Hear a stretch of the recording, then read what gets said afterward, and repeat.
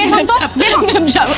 Ma'am সাহেব, আমার এই বাড়ি থেকে তাড়াই দিয়ে আমার তো যাবার কোনো জায়গা নাই, আমার এখানে কয়েকটা দিন থাকতে দেন। আমার সংসারে কোনো উটকো ঝামেলা আমার একদম পছন্দ না।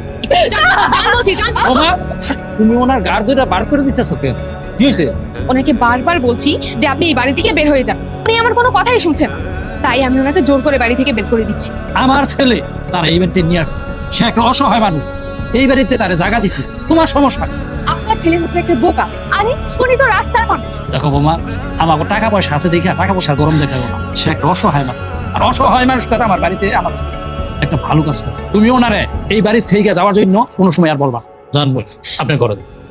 আচ্ছা বলতো, এবার তোর জন্য কি করতে হবে? আমাদের এই বাড়িতে একটা রাস্তার ফকির নিয়ে এসে থাকছে, ওর সাথে যত খারাপ ব্যবহার আছে সবকিছু তোমরা করো, ওকে এই বাড়ি থেকে বের করে দিতে হবে। ঠিক আছে বোন, তুই কোনো টেনশন করিস না। দুপুরে তো রান্না করতেই হইব, আপনি তো ওনাদের সাথে কথা কইতাছেন, তাহলে আমি রান্না করে যাই, রান্না চড়াই দিই।